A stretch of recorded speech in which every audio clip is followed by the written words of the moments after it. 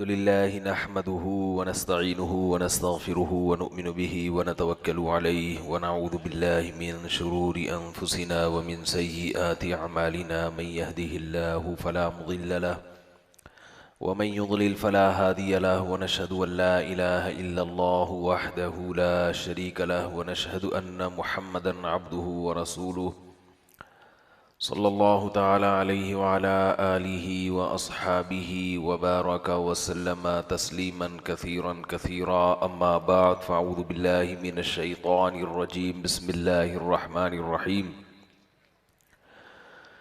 फ़ी बुयूतिन अज़िनल्लाहु अन तुरफ़अ व युज़करा फ़ीहा इस्मुहु युसब्बिहु लहु फ़ीहा बिलग़ुदुव्वि वल आसाल रिजालुन ला तुल्हीहिम तिजारतुन वला बैउन अन ज़िक्रिल्लाहि व इक़ामिस सलाति व ईताइज़ ज़काह।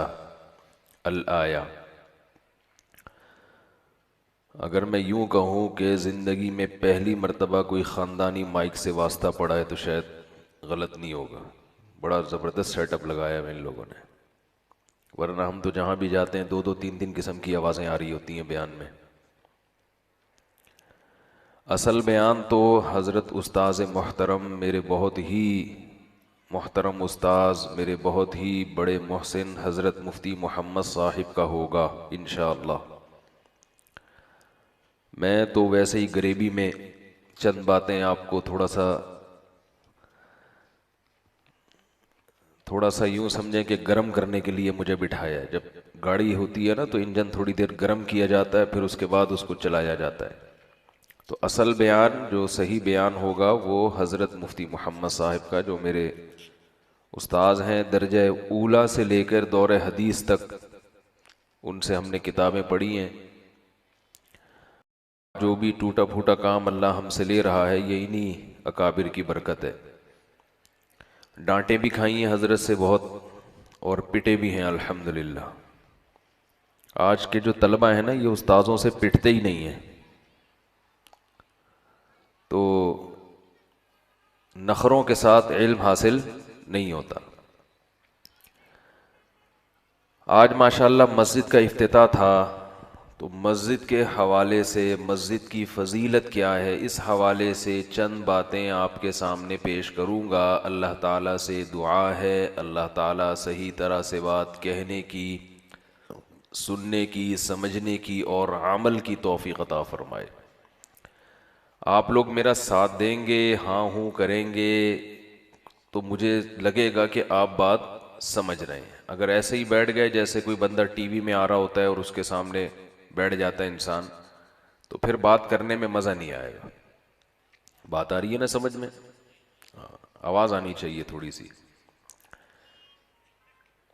अल्लाह ताला ने इस उम्मत को उम्मत वसत करार दिया है, उम्मत वसत। वकज़ालिका जअलनाकुम उम्मतन वसता, फरमाया हमने तुमको मुअतदिल उम्मत, बैलेंस, हर चीज़ में क्या है, एतदाल, ऐसी उम्मत बनाया। इस वक्त दुनिया में तीन किस्म की तहजीबों में टकराव है, तीन किस्म के फड्डे हो रहे हैं दुनिया में, तीन किस्म की नजरियाती जंग हो रही है, और हमारे नौजवान इन तीन जंगों में फंसे हुए हैं। नजरियाती एक जंग तो मैदान में होती है ना, वो तो बहुत से मुल्कों में हो रही है। अमेरिका अफगानिस्तान में लड़ रहा है और पिट रहा है, और शाम में लड़ाई हो रही है, और फिलिस्तीन में हो रही है लड़ाई, हर जगह हो रही है। उस लड़ाई की बात नहीं कर रहा, उसमें तो दो और दो चार की तरह इंसान को पता है कि मैंने क्या करना है और क्या नहीं करना। उसमें तो सबको पता है जालिम कौन है, मजलूम कौन है। एक लड़ाई है नजरियाती, सही क्या है गलत क्या है। हम एक ऐसे मुल्क में पैदा हुए हैं जो एक इस्लामी मुल्क है, लेकिन हमारी यूनिवर्सिटियों में, स्कूलों में जो माहौल है वो इस्लामी नहीं है, वो मगरिबी है। बच्चा सारी ज़िंदगी इस कशमकश में रहता है, मैंने अंग्रेज़ का बच्चा बनना है या मैंने मौलवी का बच्चा बनना है, क्या बनना क्या है मैंने, मैं पैंट पहनूं या पजामा पहनूं, शलवार पहनूं। मैं सर पे हैट पहनूं या पगड़ी पहनूं, मैं टोपी पहनूं या टिंड करा के रखूं, मैं बात बात पे थैंक यू कहा करूं या जज़ाकल्लाह कहा करूं। वो बेचारा सारी जिंदगी इसी लड़ाई में, सारी जिंदगी इसी कश्मकश में। अब्बू को अब्बू कहना है या पापा कहना है या डैडी कहना है, अम्मी को अम्मी कहना है या मम्मा कहना है। मम्मा जरा स्टाइलिश है भाई, पढ़े लिखे लोगों की अलामत है। अम्मी तो पुराना जमाना, लोग क्या बोलेंगे। अब्बू कह दिया तो कहेंगे पुराने जमाने का कोई गंवार देहाती। डैडी पापा थोड़ा सा स्टाइलिश किस्म का लफ्ज है, अच्छा लगता है, लगता है कोई पढ़े लिखे खानदान से ताल्लुक है। तो हर लिहाज से ना कंफ्यूज है इंसान। एक कल्चर नहीं है, एक तहजीब नहीं है जिस ट्रैक पर सब चल रहे हों। शादी में क्या पहन के जाना है, शलवार कमीज। या हमारे यहाँ एक फैमिली है, वो ईद के दिन अपने बच्चों को ईद की नमाज के लिए शलवार कमीज सिलवा के देते हैं। नमाज से वापस आए तो फौरन पतलून पे आ जाओ, ठीक है ना भाई। ईद का दिन है, खुशी का दिन है, अच्छे कपड़े पहनने हैं तो फौरन किस पे आ जाओ, पतलून पे। हाँ नमाज है तो फिर उसमें शलवार कमीज। तो एक ही टाइम पे दोनों किस्म की तहजीबें साथ साथ बोलते क्यों नहीं भाई। जुमला जब ना मुकम्मल करूं तो पूरा किया करें। ये अजीब मुसीबत में मुब्तला है। उर्दू बोलनी है कि इंग्लिश बोलनी है भी नहीं पता। अभी मैं आ रहा था कराची एयरपोर्ट पे, तो वो वालदेन अपने बच्चे से इंग्लिश में बात कर रहे थे, हालांकि वो उर्दू स्पीकिंग थे, और लग रहा था कि इंग्लिश इनकी मदर लैंग्वेज नहीं है, इनसे बोली नहीं जा रही, मगर खामखा में बोल रहे हैं। कलकले करके बोलते हैं ना, जब जैसे नया नया कोई कारी बनता है तो कलकले बड़े स्टाइल से करता है। हक्को ऐसे होता है ना, आपने देखो तरावी में हा को पूरा हलक से निकालेगा वो, तो वो पूरी तजवीद, हालांकि इतना भी हलक से नहीं है, वो मैं चुटकुला सुनाता रहता हूँ। बयान मैंने पहले बताया हजरत मुफ्ती मोहम्मद साहब का होगा, जो असल खानदानी बयान होगा। वो एक कारी साहब बच्चे से कह रहे थे ना, हलक से निकालो हा। वो पूरा इतना हलक से नहीं निकल रहा था बेचारे से, तो उसे बोलो हलवा, हलवा बोलो हलवा। बच्चा फिर हलवा कह रहा, हलक से निकालो हलवा। तो माने का बच्चे के हलक से ना निकलवाओ कारी साहब, मैं घर से बना के खिला दूंगी आपको, ठीक है ना। बच्चे के हलक से हलवा ना निकलवाओ। तो जबान का टकराव, पता ही नहीं चल रहा बोलना क्या है, पंजाबी बोलनी है कि उर्दू बोलनी है कि इंग्लिश बोलनी है।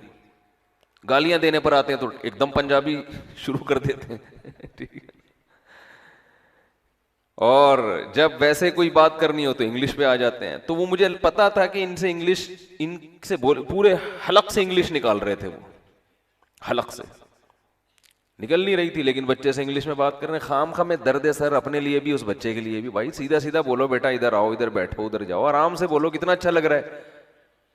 ठीक है इंग्लिश बैनुल अक़वामी ज़बान है, उसे एज अ लैंग्वेज आप सीखें, सिखाएं, इंस्टीट्यूट में एडमिशन दिलवा देना बाद में। इतनी टेंशन ले क्यों पाली हुई है घर में। वजह क्या है, हम एक ऐसे मुआशरे में पैदा हुए हैं जिसको पता ही नहीं कि हमारा हदफ है क्या, हमने जाना कहां है, ये है क्यों, ये ऐसे हम कंफ्यूज हैं क्यों। अब तो और भी आगे तरक्की हो गई है, लाइफ स्टाइल का ही नहीं पता, बालों का नहीं पता चल रहा कैसे कटवाने हैं, फैशन का नहीं पता चल रहा माइकल जैक्सन बनना है या मौलाना तारिक जमील साहब जैसी शक्ल बनानी है, क्या बनना क्या है हमने। तो बीच के बने हुए हम, ना इधर के ना, क्योंकि मजहब रोकता है उधर जाने से। अब अल्हम्दुलिल्लाह हम काफिर भी नहीं है, कोई अंग्रेज के घर में तो हम पैदा हुए नहीं कि पूरे के पूरे वहीं चले जाएं, क्योंकि पूरे वहां चले गए तो बड़ा खतरनाक मामला है। क्योंकि पूरे अंग्रेज बन गए फिर तो ना अब्बा का पता ना अम्मा का पता। आपने कभी सुना ओबामा के फुफ्फो आई हुई थी मुलाकात करने के लिए, खालू आए हुए थे, उनके तो फैमिली सिस्टम क्या हो गया, बोलने पर पाबंदी लगाई गवर्नमेंट ने, बोले खत्म हो गया, तबाह हो गया। तो अब वहां से भी हम डरते हैं कि यार इतने भी लिबरल होने की जरूरत नहीं है कि जुम्मे की नमाज ही जाए, ईद की नमाज ही जाए, लेकिन इतने भी नेक बनने की जरूरत नहीं है कि लोग देख के कहना शुरू कर दें ये तो मौलवी लग रहा है बिल्कुल। तो बीच में लटके हुए हैं। तो ये है क्या, मस्जिद, मैं आ तो रहा हूं मस्जिद की तरफ, लेकिन मेरी आदत होती है बात समझाने के लिए तमहीद जरा मेरी लंबी होती है, और आखिर में फिर उसका जो दावा है ना वो जरा मुख्तसर होता है। तो असल में 3 किस्म की तहजीबों का टकराव है इस वक्त दुनिया में, और ये हमेशा से रहा है। एक है मजहब को मानने वाले, मजहब को फॉलो करने वाले, एक वो लोग हैं जो मजहब जिनकी जिंदगियों से बिल्कुल निकल गया, जिनको हम अकल परस कहते हैं। हर चीज किससे फैसला करना है? खोपड़ी इस्तेमाल करनी है। मौलवी क्या कहता है, मजहब क्या कहता है, अल्लाह की किताब क्या कहती है, इनको मानना ही नहीं है। मजहब का इस्तेमाल लोगों ने किया तो ऐसा इस्तेमाल किया कि अकल को बिल्कुल ही बालाए ताक रख दिया। ये लोग भी गुमराह हुए। हिंदू मजहब को फॉलो करते हैं, हिंदुइज्म, लेकिन जब मजहब को फॉलो करते हैं तो मजहब पे जो अकली एतराजात होते हैं उनका इनके पास कोई जवाब, बोलो भाई, नहीं होता। हिंदू जब बुद्ध के सामने झुकता है उसे लाखों बार समझाया जाए कि भाई तू अपने बनाए हुए, अपने हाथों से तराशे हुए खुदा के सामने क्यों झुकता है? अलहुम अर्जुलुन यमशून बिहा अम लहुम ऐदी यबतिशून बिहा अम लहुम आदानु यस्मऊन बिहा अम लहुम अयुनुन युबसिरून बिहा। इस कमबख्त के पांव हैं जिससे ये चल सकता है। इससे अच्छा तो तू है, तू इन टांगों से चल तो सकता है। ये मुस्टंडा तो जहां लाके बिठाया वहीं का वहीं बैठा हुआ है, उठ नहीं सकता। ये मुस्टंडा पता है ना किसे कह रहा हूं? उस भगवान को जो पत्थर का बना हुआ भगवान इन्होंने रखा होता है। ये तो हिल नहीं सकता कमबख्त अपनी जगह से। तो हिंदू मजहब, ईसाई मजहब, यहूदी मजहब, सिख मजहब, इन लोगों ने मजहब की तालीमात इनके यहां ऐसी हैं कि उनमें अकल अगर इस्तेमाल करेंगे तो मजहब पे चलना आपके लिए मुमकिन। बोलने पर पाबंदी नहीं लगाई भाई गवर्नमेंट ने, बोले ना। फिर अगर आप थोड़ा अकली इनसे सवाल शुरू कर देना, क्यों ऐसा, क्यों ऐसा, क्यों, तो बोले भाई जाओ मंदिर से बाहर जाओ, वो मंदिर में आपको बैठने नहीं देगा। हिंदू गाय की पूजा करता है, दलील ये देते हैं कि भाई गाय दूध देती है, तो दूध तो बकरी भी देती है भाई, और भैंस का दूध मार्केट में ज्यादा चलता है। उस भैंस बेचारी ने क्या बिगाड़ा है आपका? जितना इतना गाढ़ा खुशबूदार दूध, इतनी मोटी मलाई, उसको तो लिफ्ट नहीं करा रहे हैं, और गाय जो पतला दूध दे रही है उसके जनाब पेशाब से नहा रहे हो आप बैठ के। कल मैंने एक वीडियो देखी, एक हिंदू गाय के पेशाब में नहा रहा है। वो बहुत करते हैं ये काम वो। तो पीते भी हैं, नहाते भी हैं, और पता नहीं क्या क्या करते हैं गाय का। उसको जबन नहीं करते कि ये मां है। एक साहब थे, उनसे बहस हो रही थी हिंदू की कि तुम क्या गाय का दूध नहीं पीते? उन्होंने कहा नहीं, मैं तो बकरी का पीता हूं, हम पीते ही नहीं गाय का। तो हमारा फिर भगवान को बकरी हो गया क्या? लेकिन आप उनसे ये बातें करेंगे तो उनके पास इन बातों का दलाइल की दुनिया में जवाब नहीं होगा। ये वो लोग हैं जो ऐसे मजहब को फॉलो कर रहे हैं जो अकल के बिल्कुल खिलाफ, अकल नफी करती है कि ये बरहक मजहब नहीं हो सकता। इन्होंने अकल के साथ नाइंसाफी की कि अकल इस्तेमाल करनी नहीं है। और हमारे यहां जो मुसलमानों में बेअकल मजहबी लोग हैं, जो रूहानी टोपी ड्रामे, वो भी इन्हीं की किस्म में दाखिल है। रूहानी टोपी ड्रामों पर मैं आता हूं, फिर मैं चुप नहीं रहता, बता रहा हूं। वो भी यही कि हजरत जी के पता नहीं कोई किस किस्म की मखलूक है हजरत जी। देखो यूट्यूब पे कैसे, फेसबुक पे आ रहे हैं ना, फूंकों वाले बाबा अलग आ रहे हैं। वो माइक पे फूंके लगा के फालिज ज़दाओं को ठीक कर रहे हैं। तो लोगों का जम्मे गफीर है, अकीदत में अंधे हुए हुए हैं लोग। ये नहीं देखते कि किसी की फूंकों में इतनी ताकत होती तो वो खुद बीमार होता। कोई फूंक से कैंसर का इलाज कर रहा है, कोई यूं करके कोड़ के मरीज को ठीक कर रहा है, वो खुद उसी मरज में मर रहा है बेचारा। तो ये मुसलमानों में भी हैं इलॉजिकल बातें, ऐसी बातें जिनका ना सर ना पांव। इस्तिखारे निकाल निकाल के आप देखो क्या कुछ हो रहा है मुआशरे में। इस्तिखारे की एक हकीकत है, सुन्नत अमल है, लेकिन उसमें निकलता बिकलता कुछ भी नहीं है, निकलेगा कुछ भी नहीं। वो आपका अपना दिमागी तखय्युल होगा अगर कुछ निकल के आया है। दुआ तो है कि अल्लाह जो बेहतर है मुकद्दर कर दे, बेहतर नहीं है तो हटा दे मेरे दिमाग को। करना वही है जो खोपड़ी में आ रहा है। एक साहब मुझे कहने लगे कि इस्तिखारे के बाद अगर जहन में कुछ आए तो क्या करना है? मैंने कहा इस्तिखारे से पहले भी वही करना है जो खोपड़ी में आ रहा हूं, इस्तिखारे के बाद भी वही करना है जो खोपड़ी में आ रहा हो। दुनिया में उससे बड़ा बेवकूफ कोई नहीं है कि खोपड़ी में आ कुछ और रहा हो, कर कुछ और रहा हो। वो तो इस्तेमाल शरीयत हमें हुक्म देती है, इस्तेमाल किसका करना है आपने? दिमाग नहीं, खोपड़ी। दिमाग का लफ्ज याद नहीं रहता, खोपड़ी का लफ्ज याद रह जाता है। जब इस्तेमाल का टाइम आ गया ना, अगर मैं कहूंगा दिमाग इस्तेमाल करना है, भूल जाएंगे, पता नहीं मुफ्ती साहब ने क्या कहा था, क्या इस्तेमाल करना है। खोपड़ी का लफ्ज बोलूंगा तो क्या समझ में आएगा? अबे भाई ये खोपड़ी जो अल्लाह ने दी है इतनी बड़ी अखरोट की तरह, इसका इस्तेमाल करना है। तो एक तबका मजहबी वो है, वो मुसलमानों में भी है, जिन्होंने खोपड़ी का इस्तेमाल बिल्कुल खत्म कर दिया। बेवकूफाना नजरियात उनके, हर चीज में जादू टोना, किसी ने कुछ कर दिया है। कल एक कराची में एक साहब मेरे पास आए, मेरा मकान नहीं बिक रहा, किसी ने कुछ कर दिया है। मैंने कहा किसका मकान बिक रहा है? आजकल कोरोना की वजह से कीमतें गिरी हुई हैं, महल्ले में 25 लोग हैं जिसका मकान नहीं बिक रहा, और ये मकान है कोई आलू प्याज टमाटर थोड़ी है कि इधर खरीदे उधर रेट पे भेज दिया। अगर ऐसा ही होता है फिर तो लोग अरबपति बन जाते।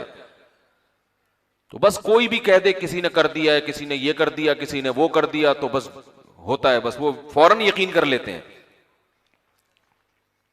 तो एक तबका ये वो है जिसने मजहब को बदनाम किया, चाहे वो हिंदू हो। मुसलमानों में भी ऐसे लोग हैं जो खोपड़ी का सिरे से इस्तेमाल, बोलते क्यों नहीं भाई, करते ही नहीं है। इलॉजिकल बातें, ग्राउंड रियलिटी से हटकर बातें करना, ये इस पे फख्र महसूस करते हैं।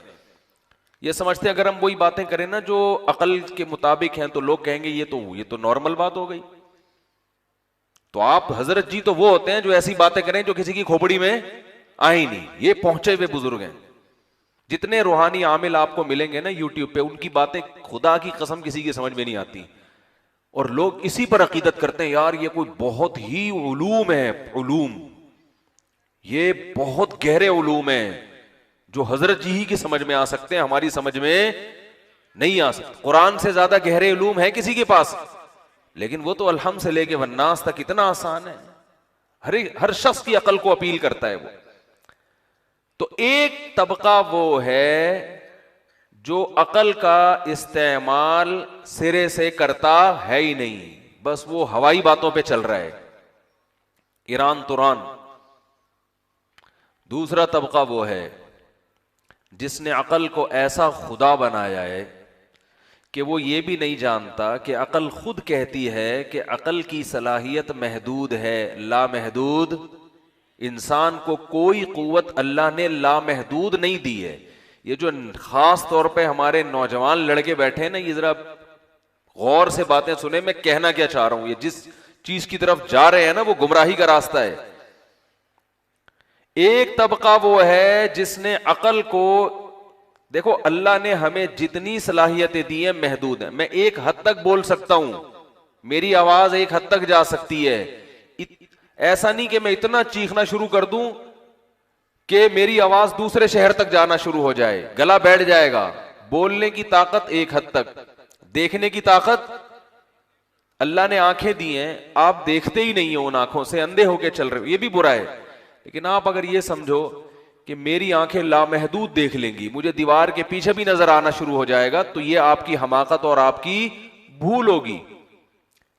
आपके हाथों में वजन उठाने की सलाहियत महदूद है, लामहदूद नहीं है। तो ये कैसे मुमकिन है कि अकल लामहदूद चीजें सोचना शुरू कर दे? तो मजहब हमें बताता है। अच्छा, अंग्रेज ने क्या किया? उसने अकल का गैर जरूरी इस्तेमाल करना शुरू कर दिया। जहां अकल रहनुमाई नहीं करती वहां भी उसने खोपड़ी इस्तेमाल करना शुरू कर दी।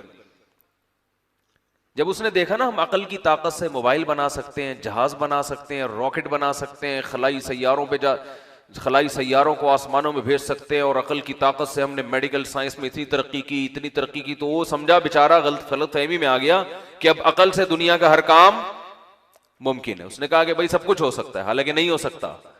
चंद सवालात ऐसे हैं जिनका आपके पास अकल इस्तेमाल करके जवाब आपको, यानी अकल वहां खामोश है क्योंकि वो चीजें अकल के दायरे कार में ही नहीं आती हैं, वहां तक अकल पहुंच ही नहीं सकती है। सातवें आसमान के ऊपर क्या है, आपको क्या पता क्या है? अब कोई साइंसदान बैठ के बताना शुरू कर दे ये है, तो अब तू फेंक रहा है भाई, तू झूठ बोल रहा है। वहां तक कोई गया नहीं है तो बताएगा कैसे? इस कायनात की इब्तिदा कैसे हुई, यहां अकल पहुंच नहीं सकती। पहला इंसान दुनिया में कैसे आया, ये अकल का काम नहीं है, इसका ताल्लुक हिस्ट्री से है। देखो पाकिस्तान कैसे वजूद में आया, ये कोई साइंसदान बताएगा? बोलते क्यों नहीं? ये लेबोरेटरी में पता चलेगा। इसका ताल्लुक हिस्ट्री से है, मुखबिर सादिक बताएगा। जो सच्ची खबर देने वाले लोग हैं उन पर एतमाद किया जाएगा कि भाई वो बताएंगे कि पाकिस्तान किसने बनाया, कैसे बना, उस वक्त क्या हुआ, किस सन में बना।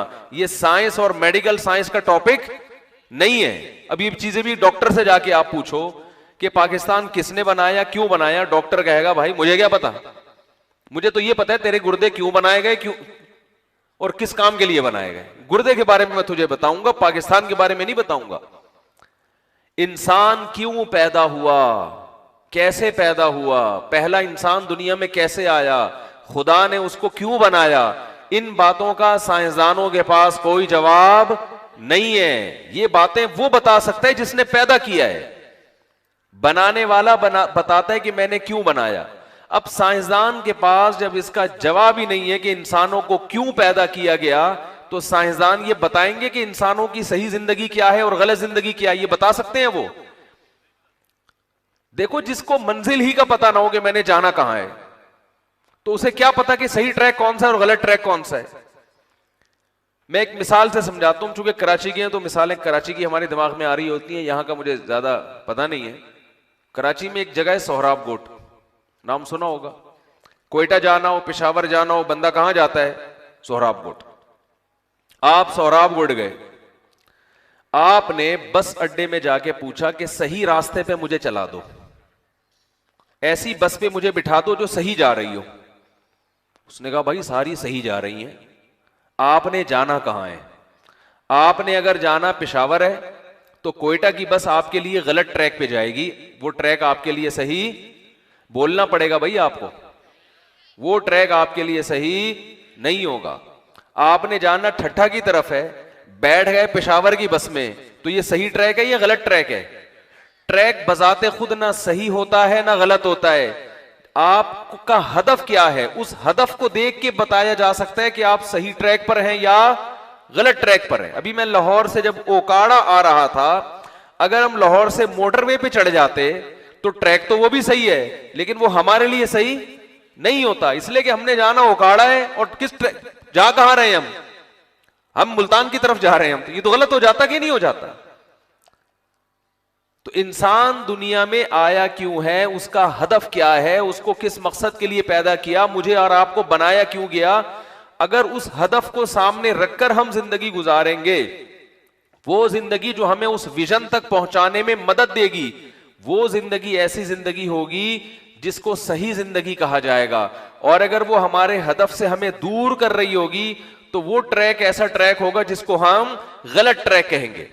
देखो, एक कोह पैमा का हदफ क्या होता है? पहाड़ी की चोटी पे चढ़ना, ये हदफ होता है ना उसका, ये मंजिल है उसकी, ये विजन है उसका। तो हर वो ट्रैक जो उसको उसके विजन से करीब करे, वो उसकी नजर में क्या होगा? सही ट्रैक होगा। और हर वो रास्ता जो उसको उसके विजन से दूर करे, वो उसकी नजर में क्या होगा? इधर तवज्जो करें आप लोग, वो क्या होगा? वो गलत रास्ता होगा। अंग्रेज को यह मालूम नहीं है कि मुझे क्यों बनाया गया, इंसान को क्यों पैदा किया गया, और मेडिकल साइंस के पास इन बातों का जवाब नहीं है। हम ये साइंसदानों से पूछ रहे हैं, हम अंग्रेजों से पूछ रहे हैं, और आज तक अंग्रेज ये डिफाइन नहीं कर सके कि इंसान का मकसद क्या है।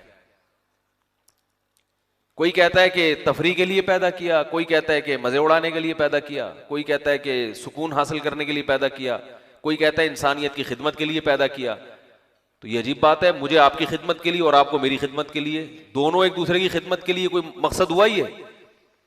तो बेकार सी बातें हो गई ना। एक आदमी से किसी ने पूछा, ये लिबरल लोग जो होते हैं इनके पास अपनी पैदाइश का मकसद ही मालूम नहीं होता इनको, तो इन बेचारों को क्या पता चलेगा सही रास्ता कौन सा है, गलत रास्ता कौन सा है। एक आदमी बस में बैठा है, उसको पता ही नहीं मैंने जाना कहां है, तो वो बता सकता है कि मैं सही जा रहा हूं कि गलत जा रहा हूं? मेरा ख्याल है पुलिस बुलवानी पड़ेगी, समझ में बात आ नहीं रही है। देखो, एक आदमी बस में बैठा है, उसको पता ही नहीं कि मैंने मुल्तान जाना है कि पेशावर जाना है, वो फैसला कर सकता है कि ये जो बस है मेरी सही सिमत में जा रही है या गलत सिमत में जा रही है? बोलो भाई। तो एक आदमी को पता ही नहीं है, ये जिंदगी भी एक सफर है ना, उसको पता ही नहीं कि मेरी मंजिल है क्या, मेरा हदफ क्या है जो मुझे हासिल करना है। तो उसे कैसे पता चलेगा कि मेरी जिंदगी सही सिमत में चल रही है या गलत सिमत में? सिमत का तायुन जब तक नहीं होता तो सफर के सही या गलत होने का फैसला आप नहीं कर सकते। तो जिस कौम के को यही नहीं पता कि हमारा हदफ क्या है, आप उनसे पूछें, वो सर दीवारों से जाके मार लेंगे, उनके पास इसका जवाब नहीं होगा कि हम क्यों हैं। एक साहब कहने लगे, मैंने उनसे पूछा, ये लिबरल लोग जो है ना, जो मजहब को नहीं मानते, वैसे बड़े फंडर बनते हैं, दो चार बातें आप इनसे पूछ लो तो फुस, जैसे हवा निकलती है ना किसी गुब्बारे से, ऐसे ही है।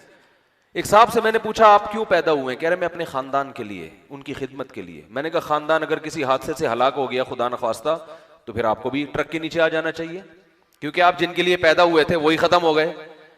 भाई मैं पेशावर जाने के लिए बस में बैठा हूं, तो अगर मुझे पता चला पेशावर खत्म हो गया है, अल्लाह ना करे, तो मैं बस से फौरन उतरूंगा कि नहीं उतरूंगा? मैं किसी के वलीमे में जाने के लिए बस में बैठा, पता चला वो वलीमा तो खत्म हो चुका है, तो मैं तो फौरन अगली बस पकड़ के वापस पहुंचूंगा ना।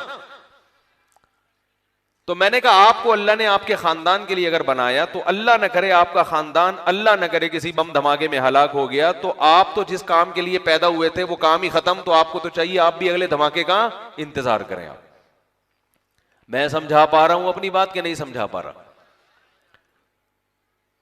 तो गैर मुस्लिम के पास इस सवाल का जवाब नहीं है।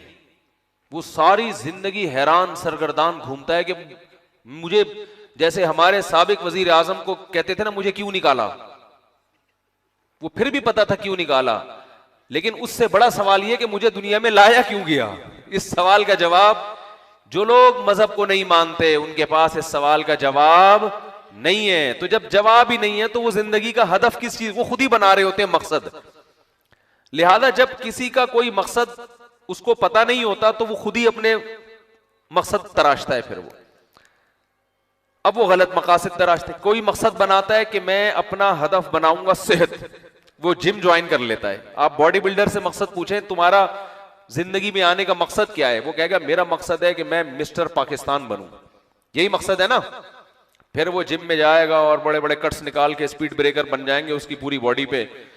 अगर कोई खटमल भी चलना चाहे तो इतने उसको रास्ते में वो आएंगे ना स्पीड ब्रेकर, वो नहीं चल सकता। बॉडी बिल्डरों के जो बॉडी है ना उस पे आपको पता है कैसे कट्स वट्स बने हुए होते हैं।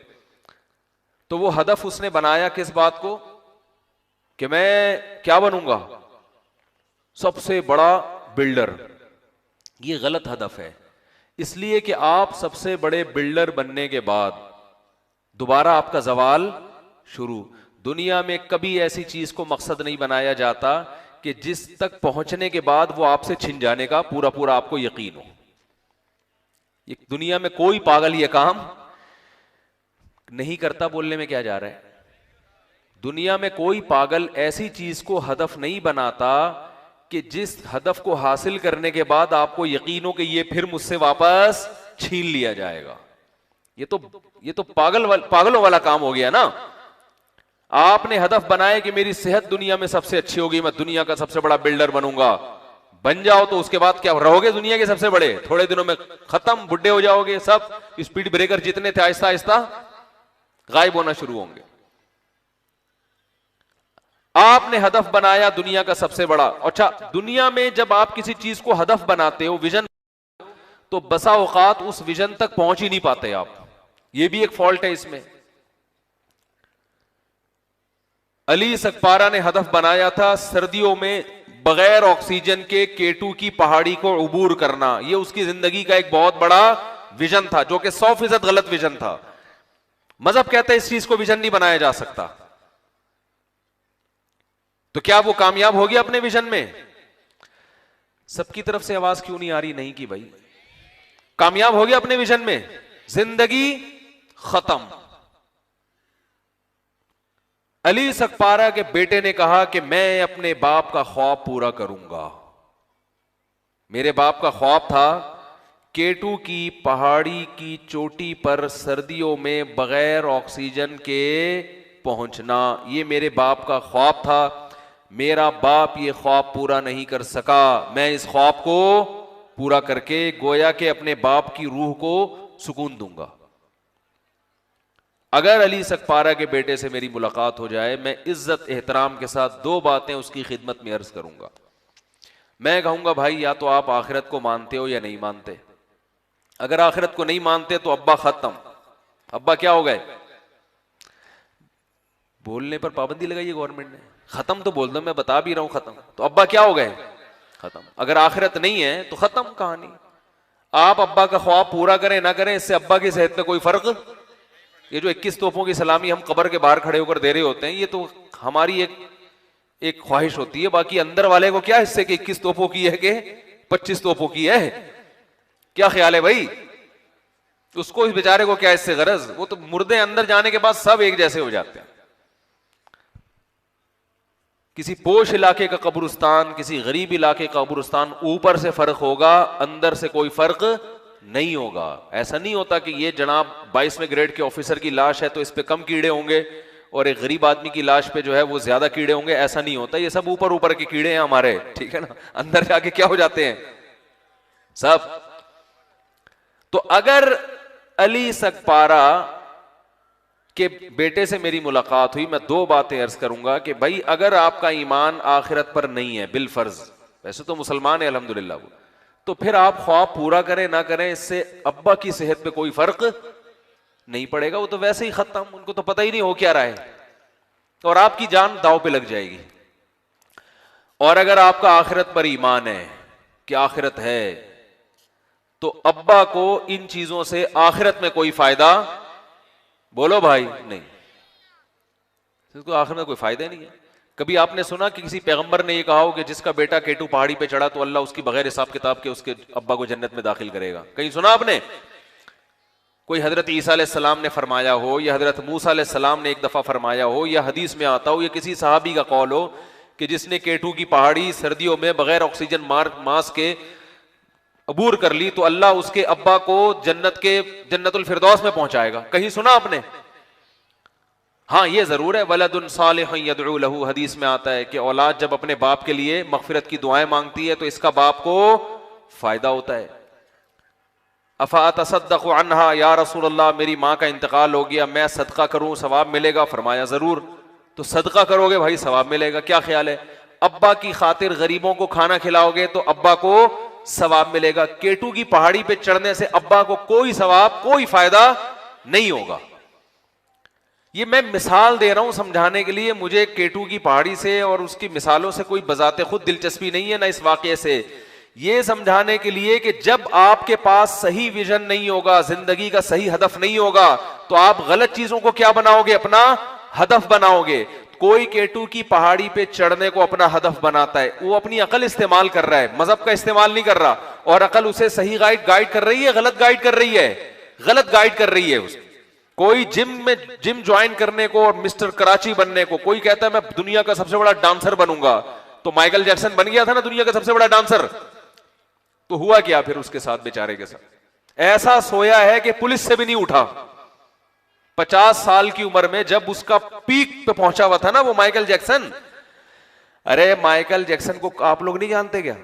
इतने भी घुनने बनने की जरूरत नहीं है भाई। माइकल जैक्सन ने बचपन से विजन बनाया, क्योंकि सही विजन उसको बताने वाला दुनिया में कोई था नहीं कि तुम दुनिया में क्यों आए। जब कोई सही बताने वाला नहीं होता, इंसान फिर अपनी खोपड़ी इस्तेमाल करता है। वो कहता है यार मैं हिल अच्छा लेता हूं, मैं मुझ में ये सलाहियत है कि मैं थरकता बहुत अच्छे स्टाइल से हूं, तो चलो मैं इसी को विजन। एक दिन कहीं गाना लगा होगा तो थोड़ा सा हिल गया होगा, लोगों ने कहा यार ऐसा तो हम नहीं हिल सकते जिस तरह से तुम हिल रहे हो, हम तो नॉर्मल तरीके से हिल रहे हैं, तुम पता नहीं किस तरीके से हिल रहे हो। तो बस उसके दिल में बात बैठ गई कि मैं अब हिलता ही रहूंगा सारी जिंदगी, ऐसा हिलूंगा कि मुझे कोई बिठा नहीं सकेगा। लेकिन अल्लाह ने ऐसा बिठाया कि अब कोई उठा नहीं सकता उसको। बहुत डॉक्टरों ने धक्के लगाए, झटके लगाए, भाई उठ, क्या हो गया, तू तो थरकता था, तू तो ना, क्या हो गया? वो बज़बान हाल कहने लगा मुझे पुलिस भी नहीं उठा सकती। तो माइकल जैक्सन ने विजन बनाया कि मैं डांसर बनूंगा दुनिया का, और मेरे एक एक जो है ना, वो जब मैं स्टेज पे नाचूंगा तो दुनिया जो है ना वो आशश कर उठेगी। और हुआ ऐसा। हर डांसर अपने विजन में कामयाब नहीं होता, लेकिन माइकल जैक्सन तरक्की की उस मेराज तक पहुंचा जिसके बारे में कहा जाता है कि अब तक कोई डांसर वहां तक नहीं पहुंचा, कोई गुलकार वहां तक नहीं पहुंचा। लेकिन पहुंचने के बाद हुआ क्या है, एक दिन सोए और सुबह पुलिस भी, ऐसे ही इंतकाल हुआ ना उसका। पता नहीं आप किस दुनिया में रहते हैं यार। मैं कोई माइकल जैक्सन के प्रोग्राम देखता नहीं हूं, ये तो मशहूर बातें हैं ना। माइकल जैक्सन 50 साल की उम्र में इतना सेहतमंद कि हर वक्त डॉक्टरों की टीम, उसने गुर्दे बुक करवाए हुए थे कमबख्त ने, माजरत के साथ गुर्दे बुक। हम लोग तो ऐसा करते हैं ना कि चलो मैं मर गया तो वो प्लॉट वहां खरीद लिया, बच्चों के काम आएगा। माइकल जैक्सन ने अपनी बॉडी के जितने पार्ट्स हैं ना वो बुक करवाए हुए थे। मिसाल के तौर पर किडनी किसी का भी किसी टाइम फेल हो सकता है, तो उसने पहले से बंदे खरीदा हुआ था। देखा भाई ये वसीम भाई के किडनी बड़े खानदानी किस्म के हैं, तो वसीम से एग्रीमेंट कर लो, उनके यहां जो भी वसीम होता होगा। तो वसीम भाई से राब्ता किया कि यार तेरे किडनी बड़े खानदानी है, मैं तुझे हर महीने 50 लाख रुपए दिया करूंगा, लेकिन तू मुझे इंश्योर करेगा इस बात में कि अगर मेरे गुर्दे खराब हुए तो फिर ये तेरे गुर्दे तेरे नहीं रहेंगे, फौरन यहां आ जाएंगे। ये दुनिया में किसी को ऐसा पागल देखा आपने? हर पार्ट, सिर्फ गुर्दे नहीं, हर चीज कि अगर ये खराब हो गया तो ये सलीम भाई से लूंगा मैं। कोई सलीम भाई बैठे हो तो माजरत, ये खराब हो गया तो वसीम कबाड़िया, ये खराब हो गया, घुटना खराब हो गया तो वो जो है ना वो अब्दुल सत्तार, उसके घुटने सुना बड़े खानदानी है, तो बॉल वहां से लेके लगाई जाएगी। हर जिस्म की, हर बॉडी का हर उज़्व खरीद चुका था वो जिंदा आदमियों का, कि अगर खराब हुआ तो तू लगाएगा। हर वक्त शुगर लेवल चेक हो रहा है, हर वक्त ब्लड प्रेशर चेक हो रहा है। डॉक्टरों की टीम 24 घंटे के, इसको अगर छींक भी आई है तो अगली छींक आने से पहले पुरानी छींक का टेस्ट होना चाहिए कि ये क्यों आई है। अगली छींक पे डॉक्टरों को जुर्माना होगा कि एक छींक तो आ गई, क्यों आई है इसकी रिपोर्ट जब तक पेश नहीं होगी दूसरी छींकने की इजाजत नहीं है। हाथों में दस्ताने पहन के घूम रहा है कि किसी के जरासीम, हम तो कोरोना में गले मिल रहे हैं, झपियां पा रहे हैं एक दूसरे को, और वो नॉर्मल हालात में दस्ताने पहन के घूम रहा है, ग्लव्स पहन के घूम रहा है कि किसी के जर्म्स मुझे ना लग जाएं। छींकना तो दूर की बात है, कोई उसके मुंह पे छींके ये तो सवाल ही पैदा नहीं होता। इतनी हिफाजत, और दुनिया में अब उसका सबसे बड़ा प्रोग्राम होने वाला था। कहा जाता है कि इससे पहले इतना बड़ा कोई प्रोग्राम इस तर्ज का नहीं हुआ। लाखों करोड़ों में टिकट बिके हैं, और माइकल जैक्सन पूरी तैयारी के साथ, अपनी पूरी टीम के साथ रात को आराम करने के लिए लेटा है। सुबह पुलिस ने भी कोशिश की है उठाने की, मगर बोलते क्यों नहीं भाई। डॉक्टर कह रहे हैं हैरान है इसको हुआ क्या है। अब तो फिर बात नहीं, किसी कोई कह रहे हैं इसको यूं किसी ने मारा है, कोई कह रहे जो भी है, अल्लाह ने अपना काम, बोलो भाई, कर दिया। अल्लाह ने कहा तू अपने विजन में नाकाम, ये जो कामयाबी तुझे मिली थी ना ये वक्ती थी, आर्जी थी, ये कामयाबी हमने एकदम तुझसे छीन ली है। इस मिसाल से पता ये चला कि माइकल जैक्सन का जो विजन था, दुनिया में आने का जो मकसद उसने बनाया था, वो मकसद दुरुस्त नहीं था, वो नहीं था। तो फिर है क्या? ये बात आपकी खोपड़ी आपको नहीं बताएगी, ये वही बताएगा जिसने हमें पैदा किया है।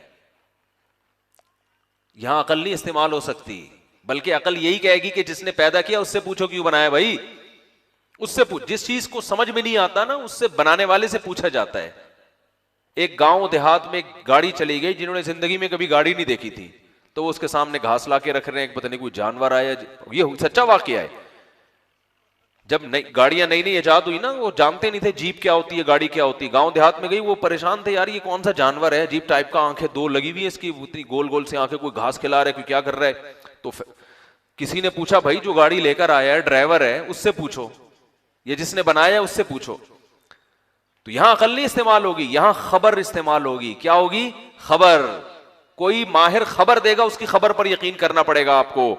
तो इस्लाम वो वाहिद मजहब है जो अकल और खबर इसके दरमियान हमें चलाता है। जहां खबर से काम लेना है वहां अकल इस्तेमाल करने की इजाजत नहीं देता, और जहां अकल से काम लेना है वहां खबरों पर यकीन करने की इजाजत नहीं देता।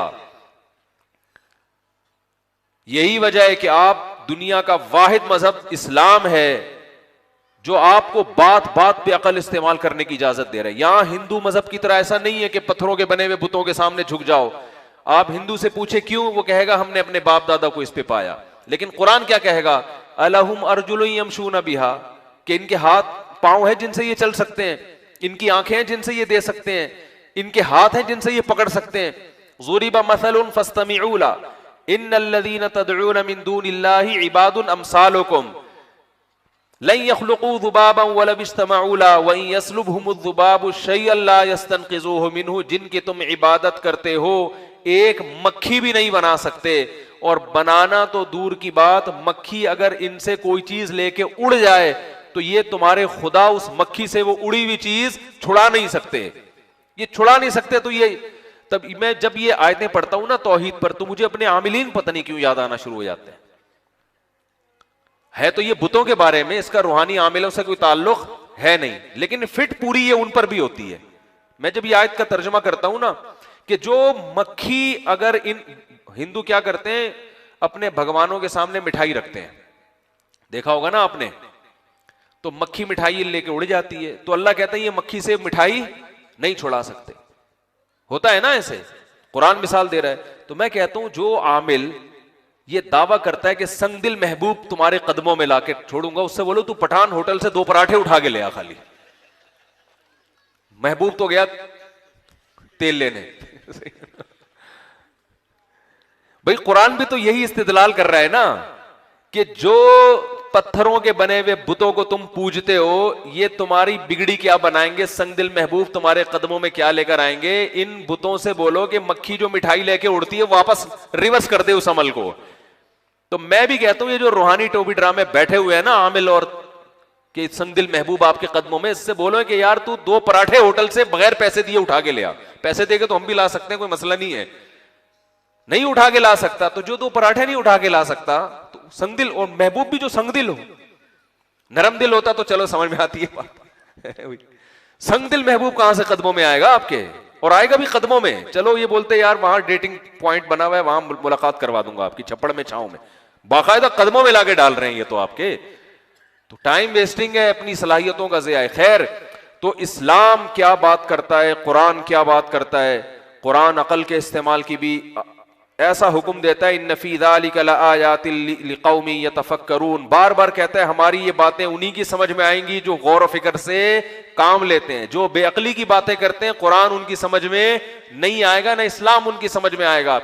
और कुरान साथ साथ खबर की अहमियत भी बताता है कि अकल के घोड़े वहां तक दौड़ाने हैं जहां तक अकल तुम्हें इजाजत दे।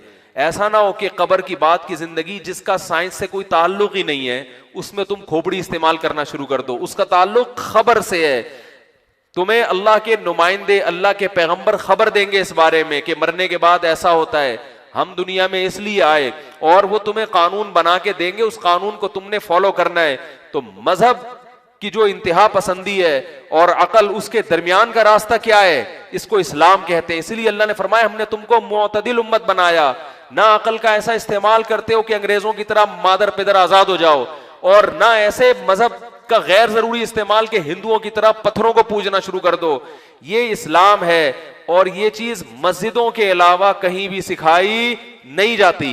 मस्जिदें ना होती तो ये चीजें खत्म हो जाती, यूनिवर्सिटियों में नहीं सिखाई जाती ये चीजें, न स्कूलों में। एक साहब मुझे कहने लगे, बस ये मिसाल देके बात खत्म करता हूं मैं। एक साहब मुझे कहने लगे कि मैंने अपने बच्चे को इतना पढ़ाया, इतना पढ़ाया, इतना बड़ा डॉक्टर बनाया, मगर वो मुझसे तमीज से बात नहीं करता। मैंने उनसे कहा कि मैंने कहा इसमें ताज्जुब की कोई बात बोलो भाई नहीं, क्योंकि मेडिकल साइंस में जो टॉपिक्स हैं, जो सब्जेक्ट हैं, उनमें तमीज नाम का कोई सब्जेक्ट बोलो ना भाई नहीं। कहीं है फिजिक्स में कोई एक चैप्टर तमीज के नाम से आ रहा हो, फिजिक्स में, केमिस्ट्री में या बायोलॉजी में कोई तमीज नाम का चैप्टर आपने देखा कहीं? या मैथ में कोई एक चैप्टर है भाई, एक लॉगरिथम है ना, तो उसके नीचे तमीज लिखा हुआ हो कहीं, सफा नंबर 99 से चैप्टर शुरू होगा किसका? तमीज का। कहीं है? ये इंग्लिश की किसी किताब में तमीज नाम का कोई चैप्टर आ रहा हो? क्या हो गया भाई, मैं इंग्लिश में बातें कर रहा हूं, है ही नहीं स्कूलों में ये टॉपिक। ये तो कुरान का टॉपिक है, जिंदगी कैसे गुजारनी है, आपस में एक दूसरे के क्या हुकूक हैं, ये मेडिकल साइंस का टॉपिक नहीं है, ये फिजिक्स केमिस्ट्री का टॉपिक नहीं है। माँ का क्या हक है, बाप का क्या हक है, शौहर का क्या हक है, बीवी का क्या हक है, औलाद का क्या हक है, कैसे रिश्ते आपस में जोड़ने हैं, ये टॉपिक मेडिकल साइंस का नहीं है, ये कुरान का टॉपिक है। तभी अंग्रेज क्योंकि मेडिकल साइंस पढ़ा हुआ है, वो आपके गुर्दों के बारे में तो बेहतरीन रिपोर्ट पेश करेगा कि गुर्दे कैसे सही रह सकते हैं। आपके मां बाप के आप पर क्या हुकूक है वो जानता ही नहीं है, तो बताएगा कहां से आपको वो? उससे पूछो मां का, वो उससे पूछो गुर्दे के क्या हुकूक हैं, अंग्रेज से पूछे, वो एकदम सारे हुकूक 1 to A to Z बता देगा। गुर्दे के हुकूक ये हैं कि शुगर लेवल कम रखो, शुगर से गुर्दे क्या हो जाते हैं, खराब। गुर्दे के हुकूक में ये है कि आप ब्लड प्रेशर को हाई ना होने दें, बीपी हाई हुआ गुर्दे खराब हो सकते हैं। ये गुर्दे के हुकूक बयान करेगा आपको। उससे पूछे अब्बा के क्या हुकूक हैं, वो कहेंगे मुझे क्या पता अब्बा के। अब्बा का हक ये है कि बूढ़े होते ही ओल्ड हाउस में जमा कराओ उनको, फुल टेंशन है अब्बा। बल्कि वो ये बताएगा आपको कि अब्बा को अगर बुढ़ापे में घर में रखा ना, तो जो आपको डिप्रेशन होगी उससे गुर्दे खराब हो सकते हैं आपके। लिहाजा अब्बा को फौरन क्या करो, ओल्ड हाउस। अब्बा को फौरन क्या करो, ओल्ड होम में जमा कराओ। वो ये बात तभी तो वो ये कर रहा है क्योंकि वो गुर्दे को हदफ बना के रखा हुआ है उसने, अब्बा अम्मा उसकी डिक्शनरी में। और वो अब्बा को भी जब कहेगा जब अब्बा उसको पता होंगे कि ये वाले अब्बा हैं, वरना वो कहे अब्बा तो एक गैर जरूरी सी चीज है। क्योंकि जब, अब भी ज्यादा डिटेल में मैं नहीं जाता, तो उनके अब्बा का होना कोई इतना अहम नहीं है। अब चलता है अब्बा है तो ठीक है, नहीं है तो कोई इतनी बड़ी बात नहीं है भाई। अब्बा के बगैर भी 2 आंखें, नाक, कान, दिल, दिमाग, जिगर वही होता है। यानी हम अगर उनको बताएं ना कि तुम्हारे वालिद का क्या नाम है, तो कहने वो जवाब में कहेगा इससे क्या होता है अब्बा के होने से। अगर अब्बा नहीं है तो भी मैं 2 आंखों से देखता हूं, नाक है मेरी, कान है, तुम्हारे भी हैं, तो तुम्हारे अब्बा हो गए क्या मिल गया तुम्हें, हमारे अब्बा ना होने से क्या हो गया। वो हर चीज को बस इस हद तक देखते हैं। तो मजहब को अगर आप अपनी डिक्शनरी से निकाल दोगे तो सबसे पहले जो चीज मार्केट से शॉर्ट होगी वो होगी तमीज। मैं समझा पा रहा हूं अपनी बात? एक मिसाल से बात और समझा दूं, खानदानी मिसाल है। वक्त कितना रह गया हजरत, कितना? तो मुझे टाइम कितना है?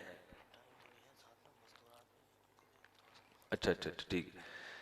एक मिसाल से बात समझा के बस समेट रहा हूं इसको। मैं जहां रहता हूं मेरे सामने एक डॉक्टर साहब रहा करते थे, अभी चले गए। उन डॉक्टर के वालिद साहब, अच्छा वो डॉक्टर शादीशुदा थे, उनके बच्चे भी और उन बच्चों के दादा भी। बच्चों के दादा वो डॉक्टर साहब के वालिद साहब हुए ना। तो एक दिन मैंने सर्दियों में देखा कि वालिद साहब रात को घर से बाहर निकल के सिगरेट पी रहे हैं रोड पे बैठ के। तो मैंने उन दादा से कहा, बूढ़े आदमी, कि ये इतनी सर्दी में आप घर से बाहर निकल के रोड पे सिगरेट पी रहे हैं, घर बैठ के पी लेते। उन्होंने कहा मेरा बेटा डॉक्टर है,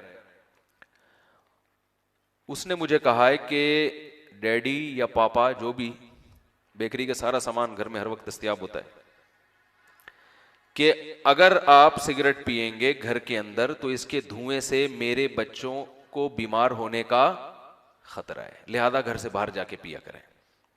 इसलिए बेटा मैं घर से बाहर आके पी रहा हूं। मैंने कहा देखें, आपने अपने बेटे को मेडिकल साइंस पढ़ाई जिसमें यह लिखा है कि सिगरेट का धुआं फेफड़ों के लिए नुकसानदेह, और बच्चे के फेफड़े जरा ज्यादा नाजुक होते हैं तो ज्यादा नुकसानदेह। अगर आप अपने बच्चों का मस्जिद से थोड़ा ताल्लुक रखते ना, तो आपके बेटे को फेफड़े के अलावा भी दुनिया में बहुत सी चीजें सीखने को मिलती। उसे यह पता होता कि अब्बा के घर में सिगरेट पीने से फेफड़े खराब होते हैं बच्चों के, लेकिन अब्बा को गेट आउट करने से आखिरत खराब होती है। बाप का ये अदब कि उसको आप बोल रहे हैं घर से बाहर जाके सिगरेट पियो। जो कुरान ये कह रहा है वला तकुल लहुमा उफ़िन, इनके सामने उफ नहीं करना और इनके सामने अपने बाजुओं को जिल्लत से झुका के रखना है, वो कुरान की नजर में ये कितना बड़ा जुर्म होगा कि बेटा अपने बाप से कह रहा है कि आप कमरे से बाहर जाके पिए ये काम। तो मैंने कहा अगर आप अपने बच्चों को कुरान भी पढ़ा देते, मस्जिद से उलमा से ताल्लुक रखते आप अपने बच्चे का, तो वो मेडिकल साइंस पे भी अमल करता और बाप के हुकूक भी जानता। फिर वो आपसे ये कहता कि अब्बा आप सिगरेट पी रहे हैं, धुएं से बच्चों को नुकसान होगा, लिहाजा जब तक आप सिगरेट पिएंगे मैं इतनी देर के लिए बच्चों को घर से बाहर लेके जा रहा हूं। मेरा ख्याल है मैं बात समझा नहीं पा रहा। तो अंग्रेज में और इस्लाम जो दावत दे रहा है ना, उसमें यह फर्क है थोड़ा सा। इस्लाम मेडिकल साइंस के खिलाफ नहीं है, ना साइंसी तरक्की के खिलाफ है। इस्लाम ये कहता है कि हर बात का साइंस के पास जवाब नहीं है, हर चीज साइंस नहीं है। आज देख लेना क्या हाल है यूनिवर्सिटियों, बच्चों का हाल क्या हो चुका है। ना बात करने की तमीज है, ना बड़े का अदब, ना छोटे का अदब। औरत शोहर के हुकूक अदा नहीं कर रही है, शोहर बीवी के पर खर्चा नहीं कर रहा है। और अल्लाह का हक तो है ही नहीं सिरे से। अल्लाह के क्या हुकूक है ये तो कोई मानने और जानने के लिए तैयार ही नहीं है। तो मस्जिद क्या करती है? सबसे पहले एक ऐसा इदारा है मस्जिद जो आवाम का, आम लोगों का रिश्ता अल्लाह से जोड़ती है। ये काम यूनिवर्सिटियां नहीं करती, ये काम स्कूल नहीं करते, ये काम अस्पताल नहीं करते। तो मेरे भाई, जब अस्पतालों की मुआशरे में जरूरत को आप मानते हो, आप स्कूलों और यूनिवर्सिटियों की जरूरत को मानते हो, तो मस्जिद को इतना इग्नोर कर देना कि है ठीक है, नहीं है तो भी ठीक है, ये तो बहुत ही नालायकी की बात है। अल्लाह ने अपने हबीब मोहम्मद सल्लल्लाहु अलैहि वसल्लम से सबसे पहले जो घर तामीर करवाया वो मस्जिद थी। नबी सल्लल्लाहु अलैहि वसल्लम ने अस्पताल तामीर नहीं किया, स्कूल तामीर नहीं किया। ये सब चीजें अच्छी बात है, करनी चाहिए, सवाब का काम है। लेकिन अल्लाह सैयदुल अंबिया से जो काम करवा रहा है सबसे मुकद्दस, कि भाई अस्पताल तो लोग तामीर कर लेंगे, स्कूल भी करते रहेंगे, आपसे जो काम मैं लूंगा वो क्या है? अल्लाह का घर, ताकि लोगों का अल्लाह से रिश्ता मजबूत हो।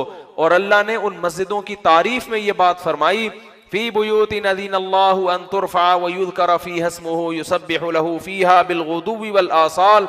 फरमाया जमीन पे तुम्हें कुछ ऐसे घर मिलेंगे कि जिनमें तुम्हें कुछ ऐसे लोग मिलेंगे कि तिजारत और खरीदो फरोख्त उन्हें अल्लाह के जिक्र से गाफिल नहीं करती। ये नहीं फरमाया कि वो तिजारत करते ही नहीं है, वो बिजनेस करते ही नहीं है। फरमाया वो जब उन पे सदाएं गूंजती है ना अल्लाह के नाम की, हय्या अला सलाह की, तो ये अपनी दुकानें बंद करके अपनी तिजारतों को छोड़कर अल्लाह के जिक्र से उन घरों को आबाद करते हैं। अल्लाह फरमाते हैं ये ऐसे घर भी दुनिया में पाए जाते हैं, हालांकि उन घरों में एंटरटेनमेंट का कोई सामान मौजूद नहीं। आप हिंदुओं के मंदिरों को देखें, कितना सोना लगा हुआ होता है उसमें। ईसाइयों के चर्चों को जाके देखें, कितने खूबसूरत होते हैं। हर कौम की इबादत गाह बड़ी खूबसूरत और बहुत उसमें डेकोरेशन का काम। और आप अहले इस्लाम की मस्जिदों को देखें, कितनी सादा, जमीन पे खड़े होकर नमाज, जमीन पे सजदा। लेकिन अल्लाह की नजर में सबसे ज्यादा कीमती और सबसे ज्यादा आला जगह कौन सी हैं? वो मस्जिद हैं। और अल्लाह ने कुरान में भी फरमाया कि मस्जिद को तामीर वही करेगा जो अल्लाह और आखिरत पर ईमान रखता हो। कितनी जबरदस्त बात है। इसलिए कि स्कूल तामीर करेंगे आप, इसलिए कि आपको इसका रिजल्ट फौरन नजर आ रहा है। यूनिवर्सिटी आप तामीर करेंगे, रिजल्ट फौरन नजर आ रहा है। अल्लाह फरमाते हैं मस्जिद तामीर करने का रिजल्ट नजर नहीं आता, उसमें इन्वेस्टमेंट तो है, आउटपुट कुछ भी नहीं है, प्रॉफिट कुछ। स्कूल पे कितनी अर्निंग होती है कि नहीं होती? स्कूल की अर्निंग तालीम की कम होती है। वो जो यूनिफॉर्म स्कूल वाले बेच रहे होते हैं और अपना सिलेबस बेच रहे होते हैं, उसकी उनकी अर्निंग इससे भी ज्यादा होती है। आप स्कूल में जाए ना एडमिशन ले, तो यूनिफॉर्म कहां से मिलता है? स्कूल वालों की अपनी दुकान से मिलता है। जो सिलेबस आपको लिख के देंगे वो जब आप खरीदेंगे तो वो कहां से मिलेगा? बोलते क्यों नहीं भाई? वो स्कूल वालों से। तो वो एक एजुकेशन की तो अलग हो रही। फिर कन्वेंस कराची में तो ऐसा ही हो रहा है, यहां का मुझे नहीं पता। जो आप बस लगवाएंगे ना बच्चों को, वो बस को ड्राइवर को तनख्वाह स्कूल वाले दे रहे होंगे, बोलेंगे पैसे हमें दिया करो, ठीक है ना। अखपल तरीके से आपको बस लगवाने की भी इजाजत नहीं है। तो इतना प्रॉफिट उसमें। मस्जिद में आप जितना मर्जी लगा लें, 5 रुपए भी मस्जिद आपको कमा के नहीं देगी। तो इसलिए अल्लाह फरमाते हैं इस पर इन्वेस्टमेंट वही लोग करते हैं जो आखिरत पर ईमान रखते हैं। अल्लाह ताला से दुआ है कि जो कुछ कहा सुना, अल्लाह इसमें कमी कोताही को मुआफ फरमाए। और एक छोटी सी बात, हमारी ख्वातीन भी यहाँ बैठी हुई हैं बयान सुनने के लिए। तो देखें, अल्लाह ताला ने औरत, कुरान मजीद में जो ख्वातीन का तस्करा किया ना, मैं एक अक्सर बात कहता हूं कि एक साहब ने एतराज किया कि औरतों में कोई पैगंबर नहीं गुजरा और ख्वातीन में कोई पैगंबर। अल्लाह ने जितने पैगंबर भेजे किस में भेजे हैं? बोलने पर गवर्नमेंट ने पाबंदी लगाई है, मर्दों में भेजे हैं। लेकिन कोई पैगंबर ऐसा नहीं है जिसको किसी मां ने या किसी औरत ने जन्म न दिया हो। कोई पैगंबर ऐसा नहीं। हत्ता कि अल्लाह ने बगैर बाप के पैगंबर को पैदा कर दिया, हजरत ईसा को। मां के बगैर अल्लाह ने पैदा नहीं किया। तो इससे पता चलता है कि औरत के लिए सबसे बड़ा सरमाया उसकी औलाद है। बहुत मुश्किल है बात समझाना। औरत के लिए सबसे बड़ी इन्वेस्टमेंट क्या है, उसका सरमाया क्या है? बोलो भाई, उसकी औलाद। कुरान मजीद में अल्लाह ने याह्या अलैहिस्सलाम और ईसा अलैहिस्सलाम का जहां तस्करा किया तो दोनों के बारे में फरमाया वह बर्रम बिवालिदैही। हजरत याह्या अपने वालिदैन से अच्छा सलूक, क्योंकि माँ का भी उन पर एहसान और बाप का भी। और ईसा अलैहिस्सलाम के वालिद नहीं थे, बगैर बाप के अल्लाह ने पैदा किया।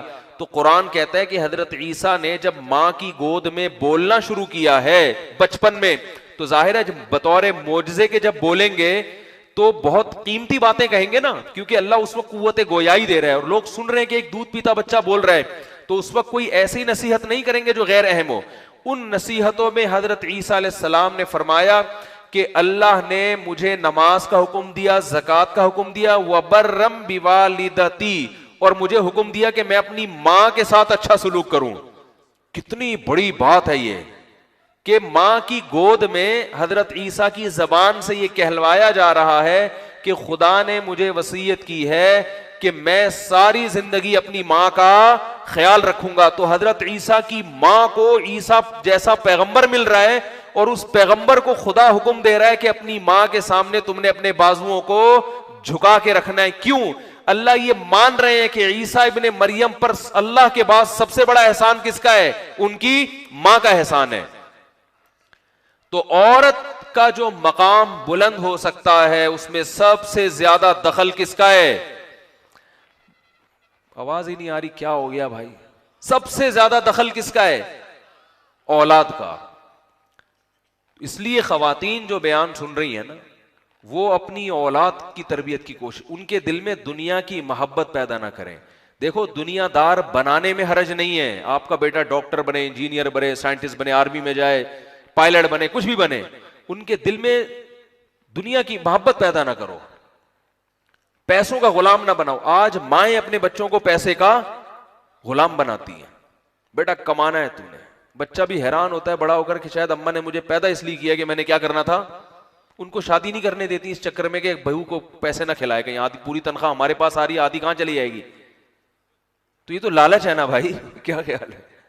आपके मियां भी अगर शादी ना करते आपसे कि सारे पैसे अपनी अम्मा को दे दिया करूं, तो आपको घर मिलता? ये माएं बहुत कर रही हैं गलत काम। एक बंदा मेरे पास आया, लड़का, कह रहे मेरी मां मुझे शादी नहीं करने देती। मैंने कहा क्यों? वो कह रही है कि पहले बहनों की होगी। मैंने कहा देखो, जो बंदा आपकी बहन से शादी करता ना, उसकी मां भी उसको नहीं करने दे रही इस चक्कर में कि पहले उसकी बेटी की होगी। और उसकी बेटी की क्यों नहीं हो रही? आप जैसे लड़के कर नहीं रहे। तो हर एक दूसरे की बहनों के चक्कर में अपनी बहनों का बेड़ा गर्क कर रहा है। खोपड़ी में मुश्किल से आती है टेक्निकल बातें हैं, लेकिन बहरहाल। तो माएं बच्चों के दिल से दुनिया की मोहब्बत निकालें। दुनिया कमाना मना नहीं है। हमारे हजरत फरमाया करते थे, माओं को चाहिए कि बच्चों को पैसे दिया करें कि जाके सदका करो, ये लो पैसे जाके मस्जिद के डब्बे में डाल के आओ। माएं गुल्लक खरीद के देती है कि जमा कर, कमबख्त सारे खर्च कर देता है। उनको जमा करना सिखा रही हैं। उनको जमा करना ना सिखाएं, उनको खर्च करना सिखाएं। और एक बहुत अहम बात, बच्चों में सिला रहमी सिखाएं। बच्चों को रिश्तेदारी को जोड़ना सिखाएं। देखो, जो मर्द अपनी बहनों पर खर्च करते हैं ना अपनी औलाद के सामने, तो उनकी औलाद भी बड़े होकर अपनी बहनों पे खर्च करती है। यानी अगर आप अपनी बहन का ख्याल करेंगे, अपने बाप की बेटियों का, तो आपकी औलाद आपके मरने के बाद आपके बेटे भी आपकी बेटियों का ख्याल करेंगे। होता है कि नहीं होता? माएं गड़बड़ ये कर रही होती हैं कि घर में अगर चचा ने डांट दिया आपके बच्चे को, तो मां रुकावट बनती है कि तुम कौन होते हो मेरे बच्चे को डांटने वाले। इससे बच्चे के दिल में रिश्तेदारी जोड़ने का जज्बा पैदा होगा या तोड़ने का? तो जब वो तोड़ेगा ना, तो फिर जहां चचा के रिश्ते को तोड़ेगा, वो ननियाल के रिश्ते को भी तोड़ेगा बड़ा होकर। तो खवातीन घर में जोड़ पैदा करें, सदका करना सिखाएं, खर्च करना सिखाएं। ये तुम्हारा चाचा है, ये तुम्हारा मामू है, ये तुम्हारा कजन है, ये तुम्हारी बहन है, ये तुम्हारा भाई, इस पे खर्च करो। किसी ने पूछा, बहुत माजरत के साथ खवातीन से मैं बात कहूंगा, कि किसी ने पूछा कि कौन सा इदारा ऐसा है जहां खवातीन जॉब नहीं कर सकती। उसने जवाब दिया, फायर ब्रिगेड का अमला।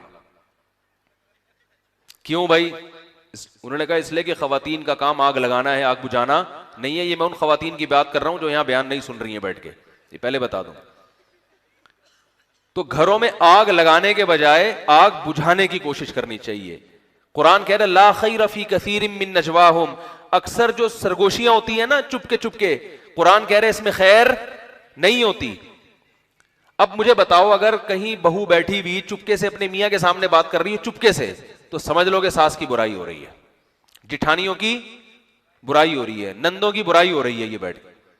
कुरान कह रहे अक्सर जब चुपके चुपके बातें होती हैं उनमें खैर की बातें नहीं होती।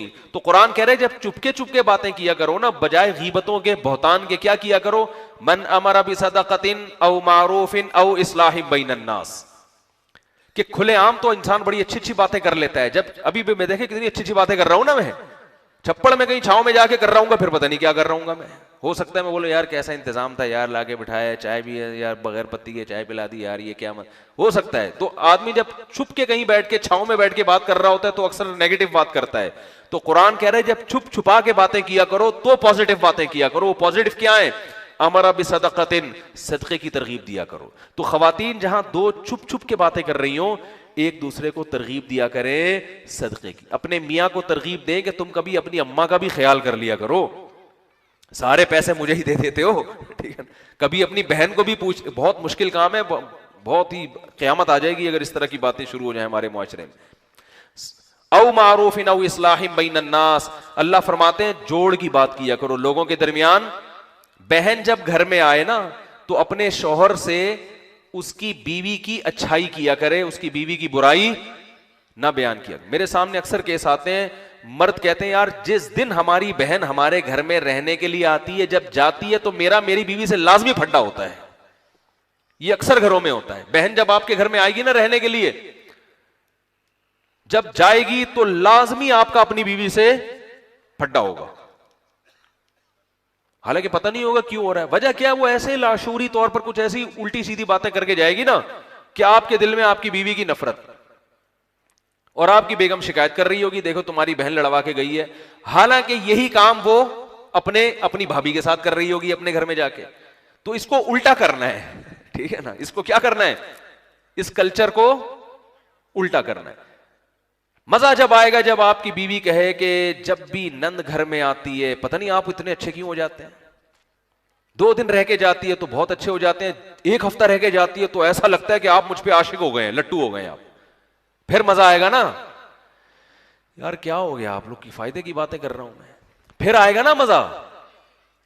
जिस दिन आपकी वालदा से आपकी बैठक हो तन्हाई में, आप अपनी अम्मी के साथ बैठे में, उस दिन जब उठ के आए तो ऐसा लगे कि मेरी बीवी तो जन्नत की हूर है, लेकिन होता ऐसा नहीं। जिस दिन आपकी अलग से अपनी अम्मा के साथ मुलाकात हो, उस दिन जब कहीं 2 घंटे कहीं इकट्ठे बैठ गए या कहीं कार में सफर करके जब घर पहुंचेंगे आप, तो आपको अपनी हूर जैसी बीवी भी चुड़ैल लगने लगेगी। अम्मा से जब भी डिस्कशन होगी आपकी, तो ये चल रहा है। तो अल्लाह फरमाते हैं जब सरगोशियां किया करो तो लड़ने वाली बातें ना किया करो। क्या किया करो?